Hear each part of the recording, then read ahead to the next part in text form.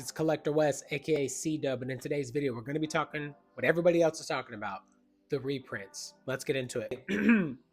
I wanted to wait a couple of days about the reprints because there have been multiple videos that have gone out where people are just in the scene in general. People like to hop on a topic immediately and then try to track it back and circle back.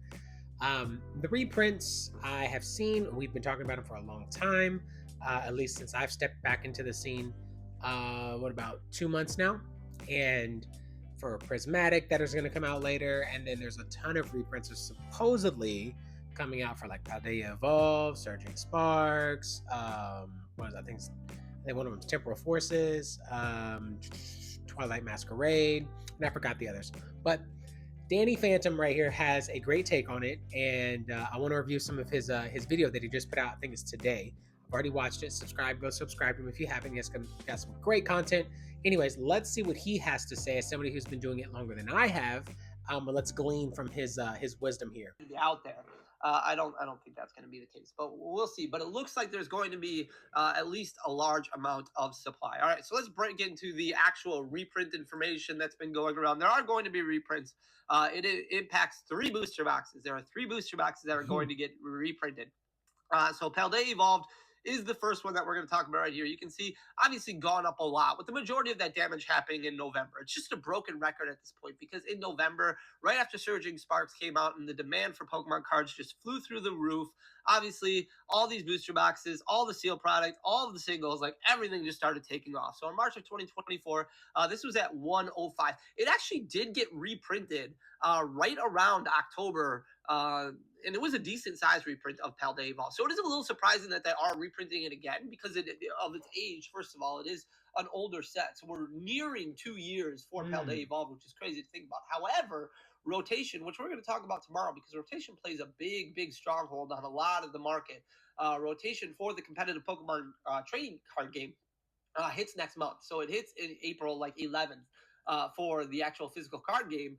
And Paldea Evolved is not going anywhere. So Scarlet and Violet base, all of those sets, starting with Scarlet and Violet base, those are going to continue to be needed for competitive play for quite some time. So Did you hear that? The Scarlet and Violet base, all those cards are going to be needed for rotation in the actual TCG, so it matters. So that means we should see some of the things that were either hyperinflated or just inorganically inflated by just like say collectors or anything like that. They're actually going to have to print those again because the TCG needs it, which is a good thing. That means prices should come down. Now he has something here for like a high of 223, which is nuts. The low is 105. That's almost $120 difference, $118, and that's the current. And as I go through here, he's going to talk more about he's going to get to like Twilight Masquerade. You can see here Twilight at its high was 230, at its lowest was $100. That's insane. And then he's going to talk about where's Surging. Surging's up next. Surging at 265, its low was 115. And then lastly, it will be Journey Together. Obviously, that's coming out March 28th, so that one's going to carry a little bit more weight, but it will fluctuate as it starts its beginning run of a couple of months, and the numbers either not bottom out, but come to find a comfortable median. And then what else? What was our last one? I know it's right here somewhere. It was Paldean Fates. Yes, Paldean Fates and Obsidian Flames. So Paldean Fates, that bundle is coming out. They're going to be reprinting that, which is $25, which is what you should be getting at retail price. The highest right now is 60. That's the same for like 151 or any other bundles of 6 cards. That's practically $10 a pack, which is nuts. And then you have Obsidian over here, which its high is 192 and its low is 100, but he has it set here not reprinting, which is it should be concerning, because that means that this is probably what you should be going after, not the other ones, even though you may want those packs or you're just going to buy the cards outright. But if you're looking to make a business decision, whether you're trying to invest or whether you're just trying to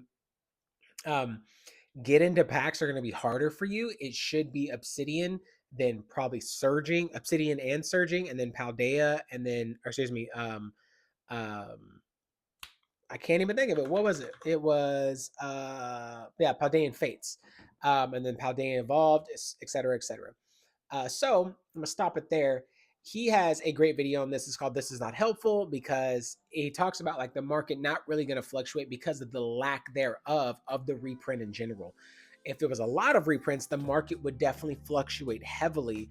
But if it's barely anything, it's not going to shift it at all, because the reprints aren't going to do enough to offset the current price and the need and the want of the consumer, which makes total sense. So that's why, when when we talk about on this channel, as we continue to invest in the cards, we talk about investments, we talk about what you should be looking for, ripping open packs, or is it better to just, if you're going to sell, you're going to sell. When do you sell? Like, Pokemon is a long game situation.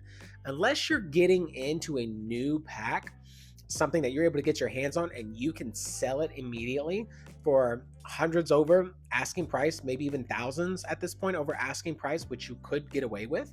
um, you're not going to see the value go up and up and up until it's like, give it to at least minimum 2 to 3 years. And I've just learned that by just constantly watching investments and other videos and seeing TCG player, price charting, collector, and all these things where people are contributing to of sales, eBay as well. So reprints, they're coming. Are they going to have enough impact on the market in terms of prices coming down?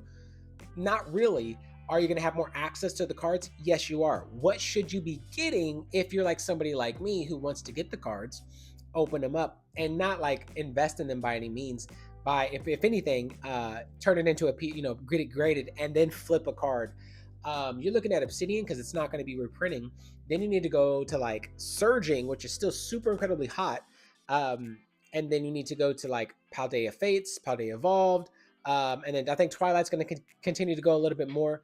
But there, this all could change at this point, because if they do decide as the TCG to as the those sets have to continue to rotate in for the actual TCG, the game, which I don't necessarily play. I haven't played in years. I play Pokemon Pocket. That's it. Then maybe we'll see some more reprints down the road. I don't know. But for now, that's my advice. So anyways, guys, that's the video. If you like the video, be sure to like the video. If you want to see more, be sure to subscribe. I'm doing a pack of Pokemon cards every single day for an entire year. You can check that on my shorts. I'm starting to open up Crown Zenith. I got 5 boxes of Sea and Sky, and I'm trying to master set it. But I'm also just trying to get these gold cards. I really want that Mewtwo V-Star. I really want that Charizard V-Star with the Mewtwo fighting. Yeah. So anyways, guys, God loves you. I love you. Thank you for watching. He has a plan for your life, and I will see you in the next one.